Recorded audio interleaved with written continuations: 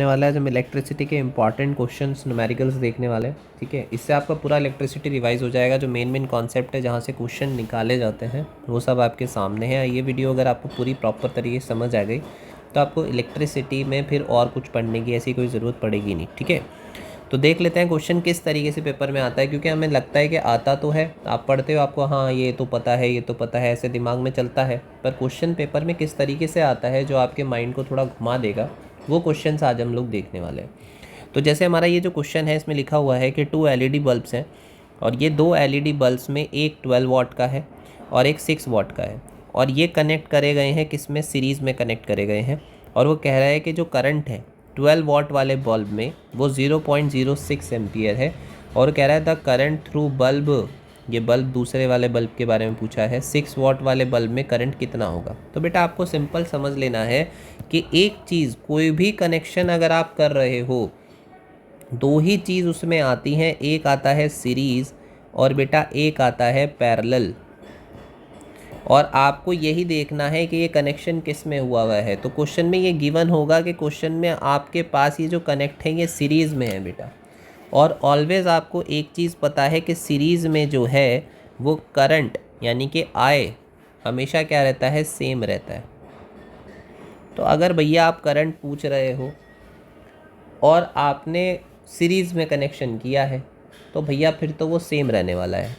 अगर ये 12 वाट वाले में 0.06 एम्पियर करंट जा रहा है तो आगे 6 वाट वाले में भी सेम जाएगा। तो इसका सिंपल आंसर रहेगा हमारा, हम क्लियर बोल सकते हैं आंसर में आप लोग लिखोगे कि एज, जैसे कि as they are connected in series so current is same in both the bulbs। आपको बस बेटा ये लिख देना, ये आपका आंसर होगा, ख़त्म। ठीक है, तो ये चीज़ आपको ध्यान रखनी है कि अगर आपने सीरीज़ में कनेक्शन किया है तो करंट हमेशा क्या रहेगा बेटा, सेम रहेगा। ठीक है, चलो नेक्स्ट क्वेश्चन पे चलते हैं। नेक्स्ट क्वेश्चन हमारे पास आ गया है कि the resistance of a resistor, the resistance of a resistor is reduce to half. अच्छा जी, रेजिस्टेंस को आधा कर दिया।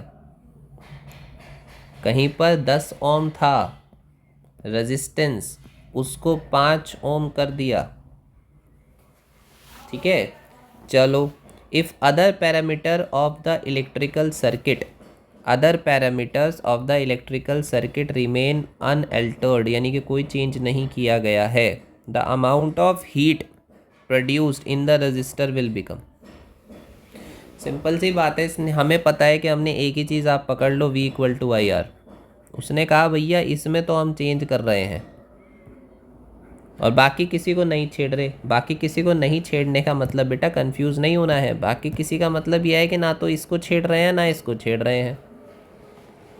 पोटेंशियल डिफरेंस यानी कि V नहीं छेड़ रहे बैटरी को, करंट नहीं छेड़ रहे, कुछ नहीं कर रहे हैं, बस हम क्या कर रहे हैं, रेजिस्टेंस चेंज कर रहे हैं। तो आपको क्या करना है, आपने कहा भैया हीट, इसने कहा रेजिस्टेंस अगर मैं आधा कर दूं तो हीट बताओ, हीट पे क्या फ़र्क पड़ेगा। तो ठीक है बेटा, हीट का फॉर्मूला एक बहुत अच्छे से ध्यान रखना, जहाँ पर भी हीट की बात आ गई, जहाँ पर भी हीट की बात आ गई आपको एक ही फॉर्मूला ध्यान रखना है, H equal to I square R T. देखा, आर टी तो खुद ही बोल दिया होगा। ठीक है, तो आई स्क्वायर आर टी। अब आप क्या कर रहे हो, आपने कहा भैया ये तो नॉर्मल हमें पता है कि हीट प्रोड्यूस इतनी होती है, ये फॉर्मूला है H equal to I square R T, या रिलेशन है ये। ठीक है, तो मैंने कहा ठीक है। अच्छा, मैं एक चीज़ जानता हूँ कि V इक्वल टू होता है I R, V equal to I R होता है। अगर मैं यहाँ से I निकालूँ तो वो हो जाता है V अपॉन आर। ठीक है, I का फॉर्मूला क्या हो जाता है, रिलेशन V अपॉन आर। बस आपको कुछ नहीं करना, ये जो यहाँ पर I की वैल्यू है V अपॉन आर, ये वाली, ये आपको यहाँ पर इस फॉर्मूले में पुट करनी पड़ेगी। ठीक है, तो यहाँ पे ये फॉर्मूला क्या बन जाएगा, ये बन जाएगा H इक्वल टू आई की जगह वी अपॉन आर यानी कि वी अपॉन आर, और इस पूरे का बेटा स्क्वायर, और साथ में आर, और साथ में टी।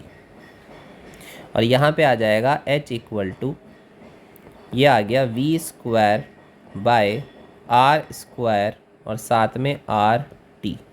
अब आप सिंपल कह सकते हो कि ये जो आर है, इस आर से ये आर स्क्वायर की एक पावर कट हो गई। फिर यहाँ पर जो बचा वो हमारे पास आया h equal to V square upon R, और साथ में आ गया टी। ये रिलेशन हमारा निकल के आया। अब आप अगले में क्या कर रहे हो, अगले में आप हीट पे क्या कर रहे हो बेटा, अगले में आप हीट में ये जो रेजिस्टेंस है इसको आधा कर रहे हो, तो यानी कि वी स्क्वायर और रेजिस्टेंस आधा हो जाएगा तो आर अपॉन टू। आर हमने आधा कर दिया और साथ में मल्टीप्लाई में है कौन, टी। क्लियर है। तो ये चीज़ हमारी आ गई कि एच डैश, ये जो मेरी नई हीट है यानी कि जो नया वाला जो हमने कनेक्शन किया है जिसमें रेजिस्टेंस हमने कम कर दिया, उसमें हीट हो गई V square R by two multiply by T. अब आप मुझे एक बात बताओ बेटा, ये जो यहाँ पर हमारे पास V square upon R T है, इसकी जगह पे मैं क्या पुट कर सकता हूँ, इस पूरा V square R by T की V square upon R T की जगह मैं क्या पुट कर सकता हूँ, मैं एच पुट कर सकता हूँ कि नहीं। तो मेरे पास यहाँ पर है वी स्क्वायर आर और टी, इसकी जगह मैं क्या पुट कर दूँ, मैं एच पुट कर दूँ बेटा। तो मैं यहाँ पर अगर एच पुट करूँगा तो यहाँ पे क्या आ जाएगा बताओ ज़रा, यहाँ कर देते हैं इसको, क्या आ जाएगा। तो मैं यहाँ लिखूँगा कि ये हो गया एच डैश, ठीक है, और ये जो नीचे वाला टू है ये कहाँ चला जाएगा बेटा, ये चला जाएगा ऊपर टू, और इस V square by R into T की जगह पे आ जाएगा एच। तो ये आ गया मेरे पास हीट, जो मेरे पास हीट आया है वो 2 टाइम्स बढ़ गया है। और देखो ये रिलेशन तो बिल्कुल आना ही था कि जो नई हीट है वो 2 टाइम्स बढ़ गई। रीज़न क्या है इसका, इसका सिंपल रीज़न है, अगर आपने क्या किया, आपने रेजिस्टेंस को आधा कर दिया, ठीक है, रेजिस्टेंस को क्या कर दिया आपने, आधा कर दिया, तो बेटा रेजिस्टेंस को आधा करने पे होगा क्या, हीट जो होगी वो 2 टाइम्स इंक्रीज़ हो जाएगी, ठीक है, हीट जो है वो बढ़ जाएगी, ठीक है, याद रहेगा आपको।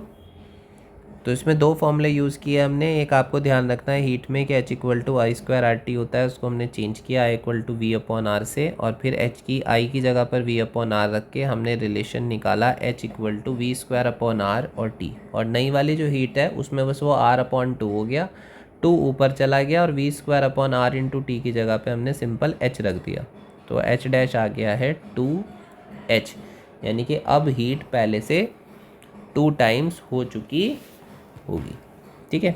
चलो नेक्स्ट क्वेश्चन पे चलते हैं। नेक्स्ट क्वेश्चन में आपके पास आया हुआ है कि एक इलेक्ट्रिक केटल है, वो कंज्यूम कर रही है 1 kilowatt of electric power when operated at 220 volt, the minimum rating of fuse wire to be used for it. बहुत बढ़िया क्वेश्चन है। आपसे बोला गया है कि एक इलेक्ट्रिक केटल है और उस इलेक्ट्रिक केटल जो है वो 1 किलोवाट कंज्यूम करती है, यानी कि आपको उस इलेक्ट्रिक, किलोवाट क्या होता है बेटा, किलोवाट एक तरीके से बात कर रहे हैं किसकी, पावर की, किसकी बात कर रहे हैं, पावर की। तो यानी कि आपको पी पता है, आपने कहा भैया पी हमें जो दे रखा है वो 1 किलोवाट दे रखा है, और किलोवाट को हम किस में चेंज करेंगे, वाट में, पहला काम। तो पी हमारा आ गया 1000 वाट, ठीक है। आगे उसने क्या बोला कि भैया वोल्टेज यानी कि पोटेंशियल कितना है इसका, यहाँ पर ये है 220 वोल्ट। चलो पी भी पता चल गया हमें और वी भी पता चल गया। पूछ क्या रहा है, minimum rating of fuse required, यानी कि आपको फ्यूज़, ठीक है, कितना, कम से कम कितनी रेटिंग का यूज़ करना है। तो बेटा फ्यूज़ जो होता है जब करंट बढ़ता है तो फ्यूज़ के जो वायर होता है पिघल जाता है, ये आपने पढ़ा है कि भैया जब करंट बढ़ेगा और उतना करंट वो नहीं झेल सकता तो वो फ्यूज़ वायर पिघल जाएगा, ठीक है। तो अब हम देखते हैं कि एक्चुअली में अगर इसकी पावर 1000 वॉट है और वोल्टेज जो है वो 220 है, तो ये कितने करंट पर काम करेगी। तो सबसे पहले मैं निकालूंगा, मुझे पता है V इक्वल टू क्या होता है, IR होता है। इसी तरीके से आपको P का एक फॉर्मूला ध्यान रखना है, power equal to V into I. यहाँ से आप I निकाल सकते हो, P अपॉन V। तो I इक्वल टू P हमारे पास है 1000 और V हमारे पास है 220, ज़ीरो से ज़ीरो कट। तो यहाँ पे इसे सॉल्व करके जो आएगा ये लगभग हमारे पास आ जाएगा 22, लगभग आ जाएगा 4.5 के अराउंड अप्रॉक्स हमारे पास ये जो है आ जाएगा एम्पियर में। तो मेरे पास जो करंट आया है वो 4.5 एम्पियर के लगभग अप्रॉक्स आया है। अब 4.5 एम्पियर तो आपका एक तरीके से ये इसको चाहिए ही ऑपरेट होने के लिए, ऑपरेट करेगा ये इतने करंट पे। तो आप इसमें फ्यूज़ लगभग कितने का यूज़ कर सकते हो भाई, इससे कम का तो यूज़ नहीं कर सकते। मान लो आप 4.5 एम्पियर तो वो चल रहा है, आपने 4 एम्पियर का फ्यूज़ लगा दिया, वो तो एकदम फूक जाएगा, वो एकदम उसका तार पिघल जाएगा, आप ऑपरेट ही नहीं कर सकते। तो आपको थोड़ा सा इसे ज़्यादा लगाना है। तो आप यहाँ पर आंसर में लिख सकते हो, so minimum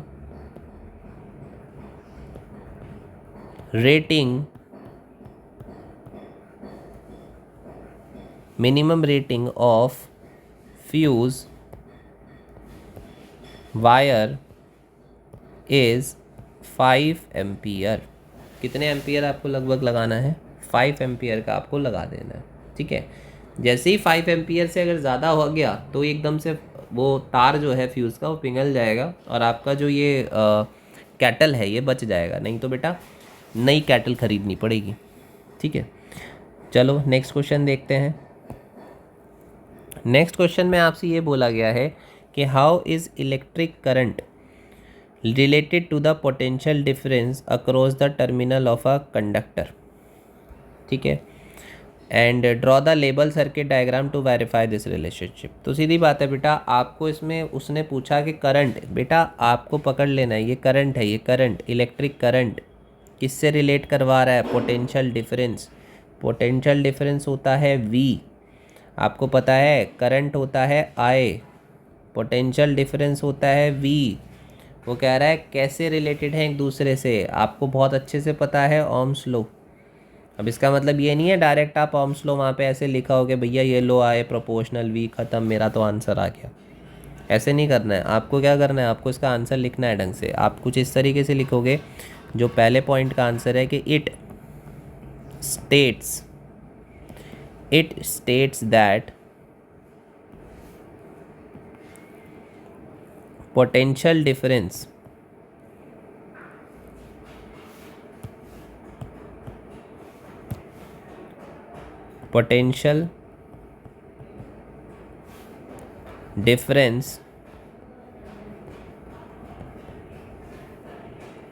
V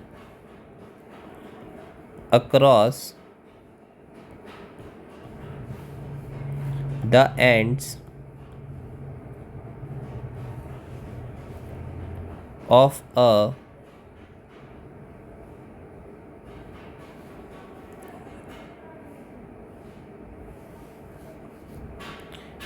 wire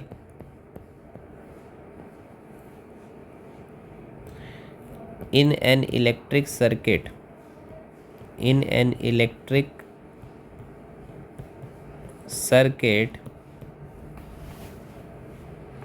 is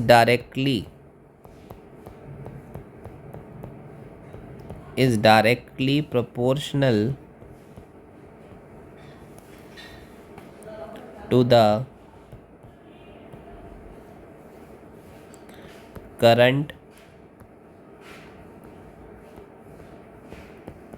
flowing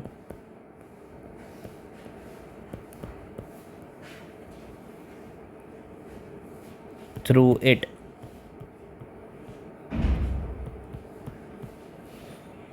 ठीक है, तो एक तरीके से आप इसे कह सकते हो कि I प्रोपोर्शनल होता है V के, यानी कि इट स्टेट दैट जितना भी पोटेंशियल डिफरेंस होगा वो पूरी के पूरी तरह से, जितना भी वोल्टेज होगा वो पूरी की पूरी तरीके से करंट पर डिपेंड करेगा। लेकिन इसको एक तरीके से कहेंगे कि जितना भी करंट है एक्चुअल में जितना भी करंट है वो फुल ना फुल किस पे डिपेंड कर रहा है, वोल्टेज पे डिपेंड कर रहा है। लेकिन मैथमेटिकली हम कैसे लिखते हैं, हम मैथमेटिकली बेटा इसको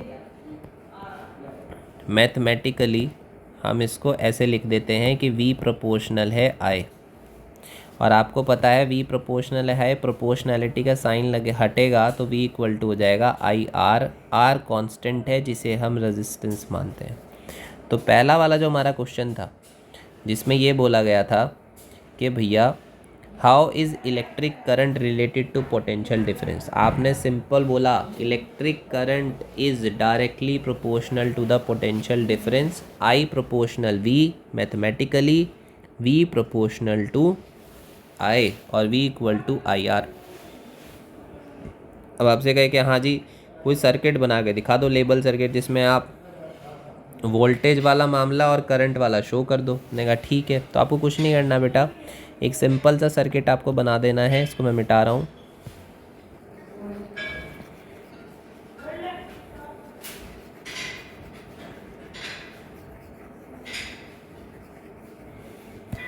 ठीक है, इसमें आपको सिंपल सर्किट बना देना है। आपने कहा भैया ये एक बैटरी है, चलो ये इसका पॉजिटिव, ये नेगेटिव। आपने यहाँ पे क्या किया, सीधा आप सीरीज़ में कनेक्ट करते कौन किस चीज़ को, एमीटर को। आपने ये एमीटर कनेक्ट कर दिया, इसका पॉजिटिव इसका नेगेटिव। आपने यहाँ पे एक रेजिस्टेंस लगा दिया, कोई भी लोड होता है आपने वापस से क्या किया, इसको यहाँ पर एक चीज़ मिस मत करना, स्विच लगा दिया। और ये आपका रेजिस्टेंस है और रेजिस्टेंस के पैरेलल में आपने क्या लगा दिया, वोल्ट मीटर लगा दिया। बस आपको ये शो करके आ जाना है। अगर आपसे कोई भी इस तरीके का सवाल पूछे कि करंट और पोटेंशियल डिफरेंस का क्या रिलेशन है और कोई आप सर्किट डायग्राम बना दो, तो आप सिंपल ये सर्किट डायग्राम बना कर आओगे, आपको नंबर मिल जाएंगे। ठीक है, क्लियर है। चलो अगला पॉइंट क्या है इसका, अगले पॉइंट पे बोला हुआ है why should ammeter have low resistance. Ammeter का लो रेजिस्टेंस क्यों होना चाहिए। ठीक है, आंसर पता होगा आपको अगर चैप्टर पढ़ा है तो आपने, लेकिन मैं बता देता हूँ। चलो इसी सर्किट से समझा देता हूँ बेटा। एमीटर ये बैठा हुआ है हमारे पास एमीटर, और वो कह रहा है कि सर्किट में जो एमीटर आप लगाते हो इसका रेजिस्टेंस लो होना चाहिए। ठीक है, प्रॉपर एक रेजिस्टेंस बहुत कम होना चाहिए। मुझे एक बात बताओ, यहाँ से जब करंट फ्लो होगा, मैं कह रहा हूँ यहाँ से हमारे पास करंट फ्लो हो रहा है, ठीक है, अगर वो यहाँ पर आकर,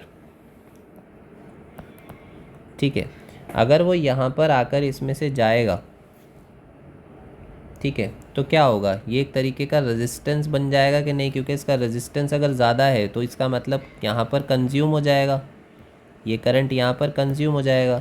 अगर यहाँ करंट वेस्ट हो गया तो मुझे एक बात बताओ, क्या आपको पता चल पाएगा कि ये जो कंपोनेंट है, ये वाला जो यहाँ पर लगा हुआ है, या आगे जो बहुत सारे कंपोनेंट कहीं आप लगा दोगे और आपको पता चल पाएगा कि भैया ओवरऑल आपके सर्किट में कितना करंट जो है वो फ्लो कर रहा है, क्योंकि आपने इसका ही रेजिस्टेंस बढ़ा दिया। तो इसका मतलब क्या है कि आपको एक ऐसा एमीटर यूज़ करना है अपने सर्किट में जिसका जो रेजिस्टेंस हो वो बहुत ज़्यादा कम हो, ताकि आप ये पता कर सको कि पूरे सर्किट में एक्चुअल में करंट कितना फ़्लो हो रहा है। ये एमीटर तो वेस्ट कर रहा है ना, इसका क्या काम, इसका तो कोई काम नहीं है। ठीक है, अब मान लो आपने अपने घर में कनेक्शन करके आपने उसमें बल्ब लगाया, फ्रिज लगाया, सब लगाया, ठीक है। अब आपको उसमें पता करना है कि यार ये जो मैंने पूरा सर्किट लगाया है इसमें ओवरऑल करंट कितना फ़्लो कर रहा है, और आपने एक एमीटर डाल दिया और आपने एमीटर का ही रेजिस्टेंस बढ़ा दिया, तो करंट तो उसमें कंज्यूम हो गया, तो आपको आगे सही रीडिंग नहीं मिलेगी। ठीक है, नहीं आप कहोगे यार मैं तो पीछे से इतना पोटेंशियल डिफरेंस दे रहा हूँ और करंट इतना चाहिए, पर इतना आ क्यों नहीं रहा, क्योंकि भैया आपने जो एमीटर लगाया है वो एमीटर करंट को बहुत ज़्यादा कंज्यूम कर रहा है, ठीक है, या रोक रहा है कहूँ तो। ठीक है, तो इसका मतलब क्या है, तो यहाँ पर ये जो एमीटर है जो लगाया जाता है डायरेक्ट सीरीज़ में, इसका जो रेजिस्टेंस है वो कम होना चाहिए। तो इसका सिंपल आंसर आप क्या लिखोगे, इसका सिंपल आंसर आप लिखोगे बेटा कि सेकंड वाले पॉइंट का, कि to measure to measure the entire current, to measure the entire current passing through the circuit, पूरे सर्किट में कितना करंट जा रहा है।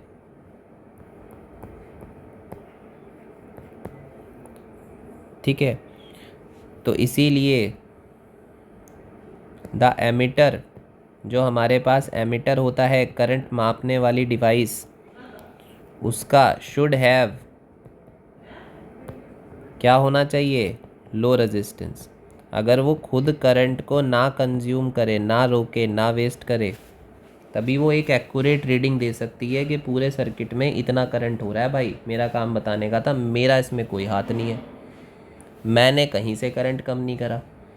लेकिन हाँ, पूरा आइडियल एमीटर आपको नहीं मिलता है, थोड़ा बहुत करंट उधर जाता है, एमीटर भी कंज्यूम करता है, लेकिन यह है कि थोड़ा आपको मतलब सही रीडिंग मिल जाती है जिससे आप काम कर सकते हो। लेकिन अगर आपने एमीटर में रेजिस्टेंस बढ़ा दिया फिर दिक्कत हो जाएगी। ठीक है, तो पूरा एंटायर सर्किट में कितना करंट आएगा वो आपको एमीटर बताएगा। ठीक है बेटा, क्लियर है। थर्ड पॉइंट क्या था इसका, थर्ड पॉइंट में बोला गया है कि V I graph A and B for series and parallel combination. Graph कहाँ है भाई, अच्छा ग्राफ इसमें नहीं है, चलो कोई बात नहीं, ये वाला क्वेश्चन अभी रहने देते हैं, बाद में देखेंगे इसको।